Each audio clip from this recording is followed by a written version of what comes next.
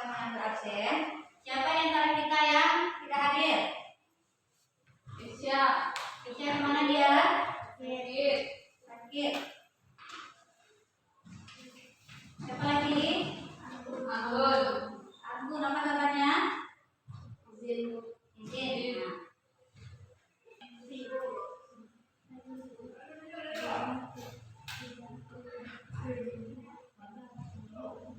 Baiklah anak-anak ibu, pada hari ini kita akan membahas yaitu materi mengenai kurban dan akikah.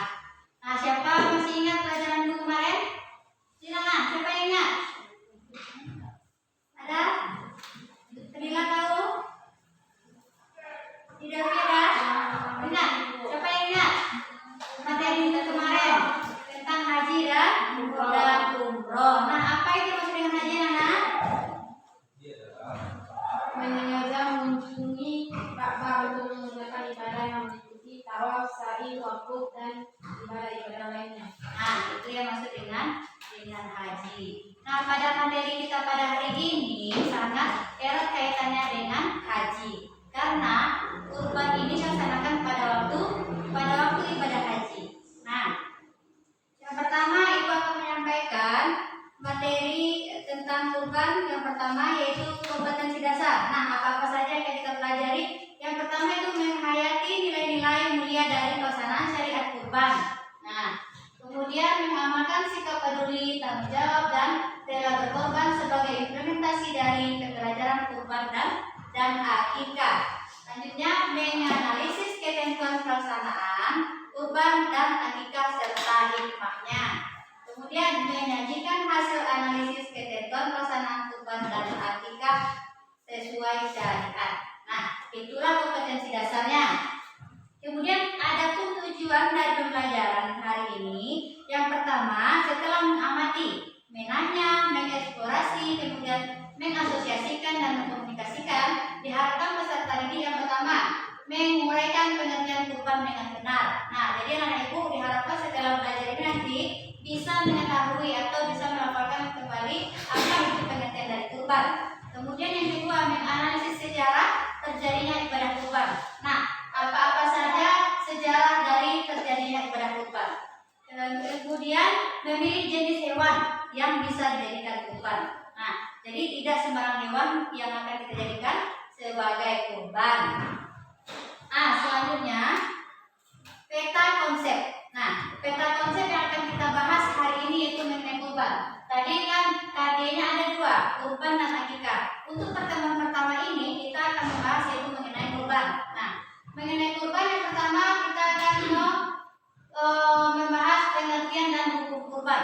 Nah, yang kedua tentang sejarah kurban, yang ketiga ketentuan hewan kurban. Nah, hari ini kita akan membahas cuma 3. Selanjutnya, nah, perhatikan gambar ini. Nah, siapa bisa menganalisis apa maksudnya dari gambar yang Ibu tampilkan di depan? Siapa yang tahu? Yuk, siapa yang tahu, Aisyah? Satria, sedang apa itu bapak-bapak yang samping Satria?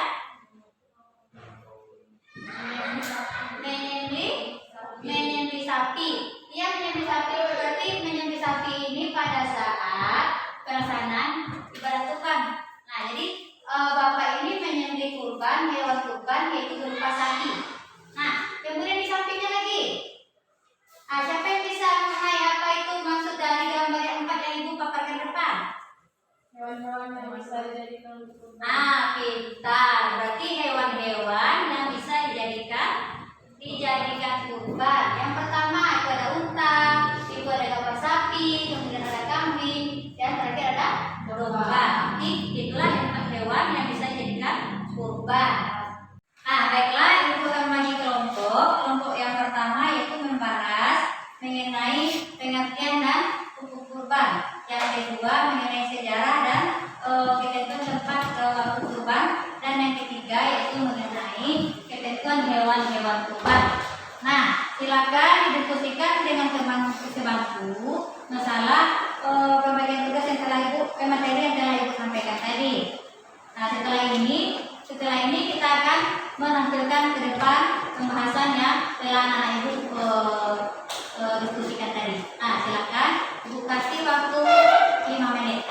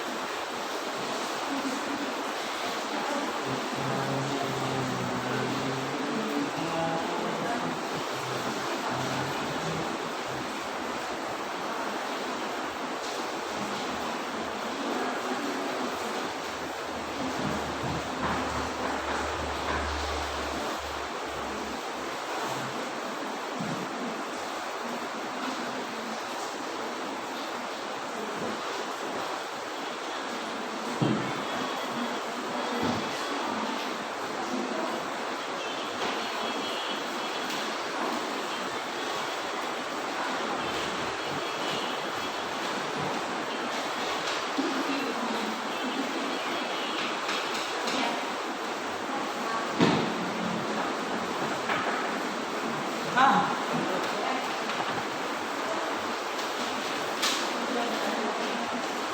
selesai.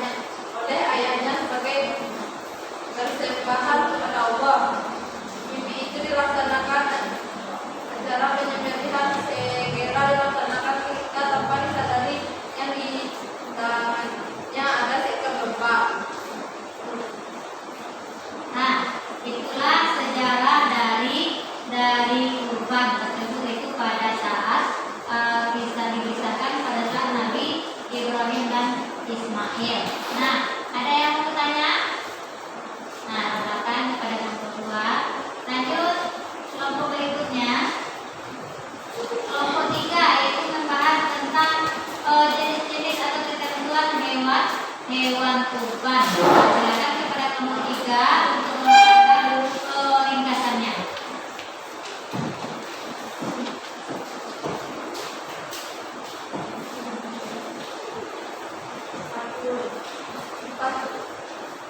Assalamualaikum warahmatullahi wabarakatuh. Waalaikumsalam warahmatullahi wabarakatuh. Kami dari kelompok 3 akan membacakan hasil diskusi kami tentang ketentuan dalam kurban. Dan hewan yang dijadikan kurban adalah hewan ternak, sebagaimana difirmankan Allah Subhanahu wa taala dalam Quran surah Al-Hajj ayat 34, yang artinya, dan bagi tiap-tiap umat telah kami syariatkan penyembelihan kurban supaya mereka menyembah nama Allah terhadap binatang dana yang telah direstriksikan Allah kepada mereka. Ketentuan dibagi umur dengan kurban: 1 domba setelah kurbannya berumur 1 tahun setelah tanggal giginya. 2 kambing biasa setelah kurbannya berumur 1 tahun. 3 unta setelah kurbannya berumur 5 tahun. 4 sapi atau kerbau setelah kurbannya berumur 2 tahun. Hewan yang sah untuk dikurbankan adalah hewan yang tidak cacat, baik karena pincang saat kurus, putus telurnya, putus ekornya, atau karena sakit. Seekor kambing atau domba hanya kurban 1 orang, sedangkan seorang unta, sapi atau kerbau masing-masing 1 orang. Nah, silakan kepada nomor 3. Itulah paparan dari nomor 3 mengenai ketentuan hewan kurban. Nah, ada yang ditanyakan nomor 1, nomor 2? Nah, silakan dulu. Nah, kita masuk lagi kepada pengertian kurban. Nah, pengertian kurban sendiri menurut bahasa berasal dari qurba yang berarti dekat. Nah, sedangkan menurut istilah syariat, kurban berarti hewan yang disembelih dengan niat beribadah untuk mendekatkan diri kepada Allah dengan syarat-syarat dan waktu tertentu, atau disebut juga dengan ibadah al-ubudiyah. Nah, itulah dia pengertian dari kurban itu sendiri, baik menurut bahasa maupun istilah. Berarti menurut bahasa artinya dekat, kemudian menurut istilah yaitu menyembelih hewan pada saat waktu tertentu. Kemudian masuk lagi kepada hukum kurban. Nah, hukum kurban di sini ada menurut Al-Quran dan menurut hadis. Nah, menurut Al-Quran hukum kurban itu terdapat dalam surat Al-Kautsar ayat 1 dan ayat 2. Kemudian hadis Nabi. Nah, silakan kita baca ini surat Al-Kautsar ayat 1 dan ayat 2. Nah, dengarkan Ibu. A'udzubillahi minasyaitonirrajim. Bismillahirrahmanirrahim. Inna a'tainakal kautsar fasholli lirabbika wanhar. Nah, itulah hukum berkurban di dalam yang terdapat dalam Al-Quran, yang artinya sesungguhnya kami telah memberikan kepadamu nikmat yang banyak, maka dirikanlah sholat terhadapmu dan berkurbanlah. Nah, itu berdasarkan Al-Quran. Kemudian menurut hadis. Nah, ada lagi menurut hadis yang kedua, umirtu bin nahri wa huwa sunnatul lakum. Nah, yang artinya aku diperintahkan berkurban dan kurban itu sunnah bagiku. Nah, jadi di sini hukum kurban ada 2 jadinya. Yang pertama, menurut jumhur ulama berpendapat bahwa hukum berkurban itu adalah sunnah muakkad. Ada juga yang mengatakan, ulama lain mengatakan bahwa hukum kurban itu wajib. Kapan dikatakan hukum kurban itu wajib? Apabila seseorang itu bernazar. Apabila seseorang itu bernazar, otomatis mereka itu wajib melaksanakan kurban. Masuk lagi yang selanjutnya, yaitu tentang sejarah kurban. Nah, siapa ingat sejarah kurban ini pada waktu Nabi apa? Ibrahim dan Ismail. Nah, yang mana pada saat itu Nabi Ibrahim bermimpi untuk disuruh oleh Allah untuk menyembelih anaknya. Apa yang dilakukan Ibrahim setelah itu? Setelah beliau mendapatkan mimpi, beliau langsung mengatakan kepada anaknya, "Wahai anakku, aku bermimpi bahwa aku diperintahkan oleh Allah untuk menyembelihmu." Nah, kemudian apa yang dilakukan oleh anaknya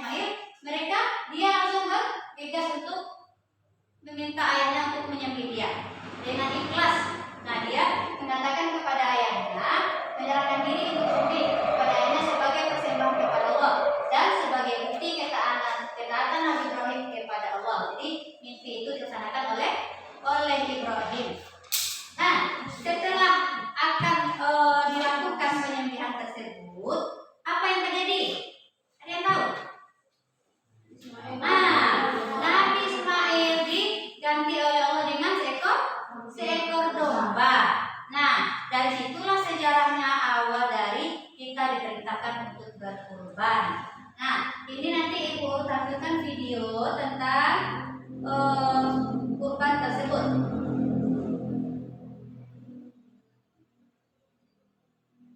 Nah, silakan disimak. Ini ada videonya. Sejarah kurban.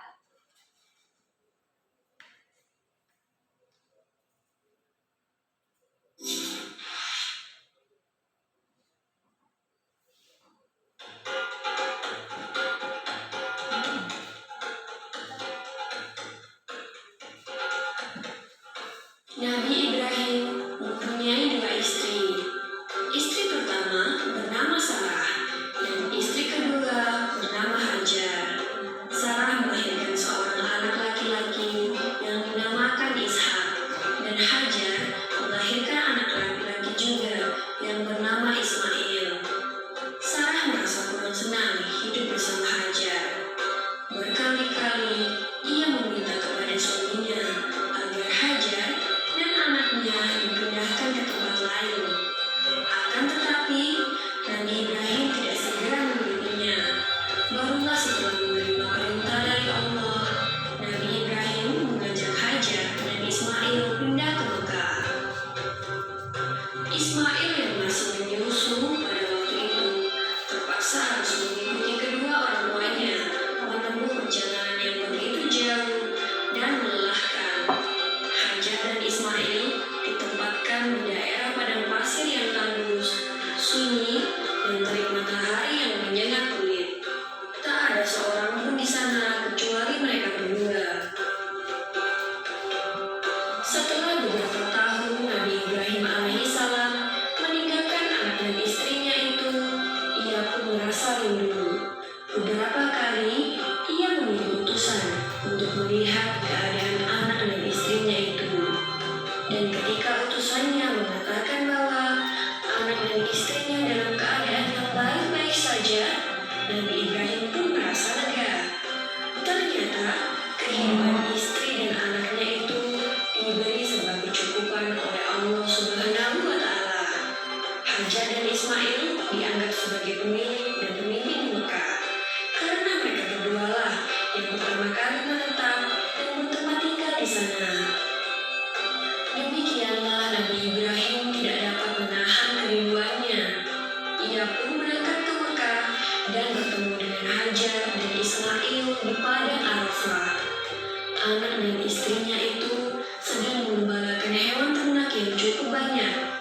Dalam perjalanan pulang ke Mekah, setelah mengembalakan ternak, mereka beristirahat di Musdalifah karena kelelahan dan akhirnya tertidur. Dalam tidurnya yang sebentar itu, Nabi Ibrahim alaihissalam mendapat wahyu melalui mimpinya. Ia diperintahkan oleh Allah untuk menemui Ismail. Anak kesayangannya itu harus dikorbankan sebagai bukti patuhnya Nabi Ibrahim terhadap Tuhannya. Seketika itu juga Nabi Ibrahim terkejut dan berdebar. Tampak begitu beratnya ujian kali ini. Ia pun akhirnya menguatkan hati demi rasa cintanya yang lebih besar kepada Allah Subhanahu wa Ta'ala. Ia juga pada akhirnya memberitahukan mimpi itu kepada Ismail. Wahai anakku Ismail, dalam mimpi aku diperintahkan oleh Allah untuk menyerahkanmu sebagai kurban dan aku harus menyembelihmu. Bagaimana pendapatmu, wahai anakku? Kata Nabi Ibrahim. Ismail pun menjawab, wahai ayah, sekiranya itu perintah Allah, maka laksanakanlah apa yang telah diperintahkannya kepada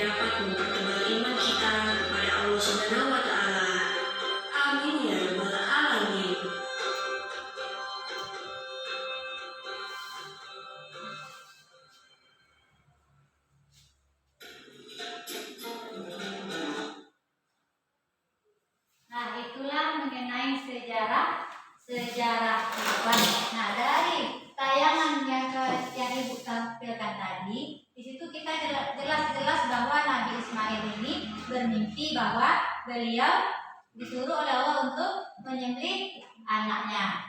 Kemudian kapan terjadinya kurban? Nah, pada tanggal 10 Dzulhijjah. Nah, masuk kita lagi kepada waktu pelaksanaan kurban. Nah, waktu pelaksanaan kurban itu sendiri. Nah, waktu pelaksanaan kurban yaitu ditetapkan untuk menyembelih kurban sejak selesai sholat Idul Adha pada tanggal 10 Dzulhijjah sampai terbenam matahari, mulai sampai tanggal 13 Dzulhijjah atau akhir dari hari tasyrik. Nah, mana yang hari tasyrik? Tanggal 11, 12, 13. Di mana di sini kita diharapkan untuk berpuasa. Nah, karena ini termasuk kepada hari raya Idul Adha. Nah, kemudian tempatnya lagi. Di mana tempat yang sebaiknya untuk menyembelih hewan kurban? Ada yang tahu? Di dekat tempat pelaksanaan sholat Idul Adha. Nah, disunatkan kita untuk menyembelih hewan kurban tersebut di dekat kita melaksanakan sholat Idul Adha. Nah, di sini terdapat di dalam hadis Bukhari yang berbunyi karena Rasulullah Shallallahu Alaihi Wasallam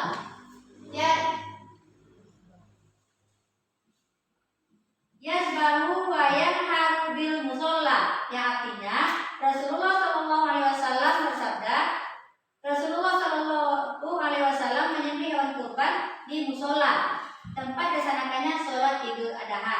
Nah, jadi tempat sebaiknya untuk melaksanakan penyembelihan yaitu di dekat kita sholat. Nah, lanjut lagi.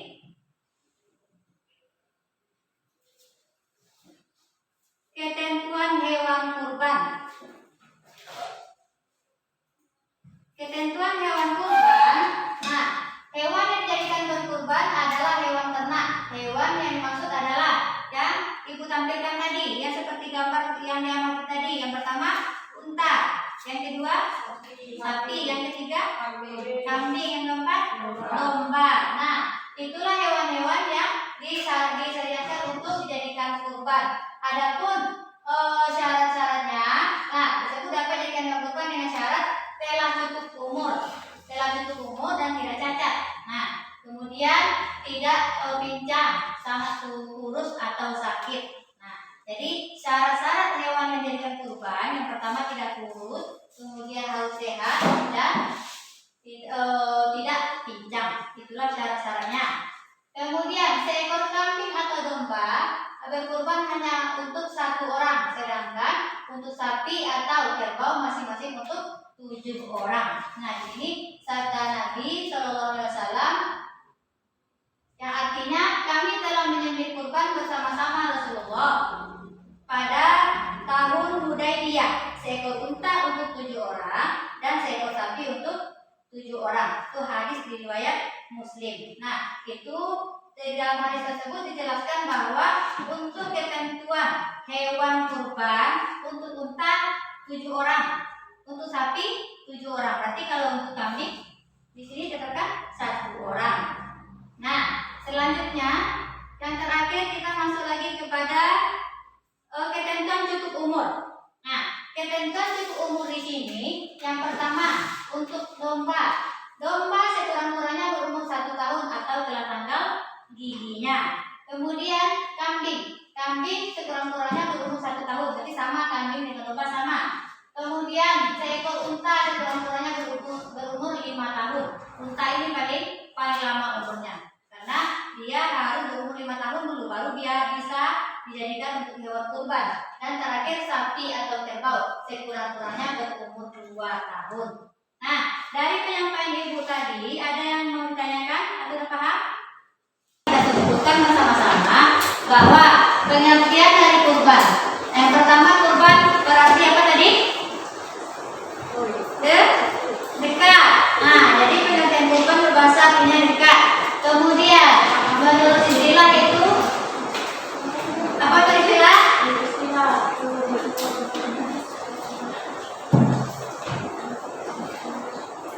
Nah, istilah apa? Hewan yang disembelih dengan dipandang mendekatkan diri kepada Allah. Nah, kemudian masuk ke yang kedua, masalah hukum kurban. Hukum kurban itu tadi ada pendapatnya dua. Ibu ulama mengatakan hukum kurban yang pertama itu sunat muakkad, yang kedua yaitu wajib. Kapan dikatakan wajib? Apabila seseorang itu bernazar. Nah, yang terakhir yaitu membahas mengenai ketentuan hewan kurban. Yang pertama, domba atau kambing berumur 1 tahun. Kemudian unta berapa? 5 tahun. Kambing sapi atau kerbau berapa? 2 tahun. Nah, 2 tahun. Nah, baiklah. Untuk materi kurban kita pada hari ini kita cukupkan sampai di sini. Mudah-mudahan kedepannya dengan kita mempelajari masalah kurban hari ini, semoga anak ibu bisa nantinya untuk melaksanakan kurban kalau mampu. Kemudian pelajaran kita untuk minggu besok masih mengenai kurban, tapi tentang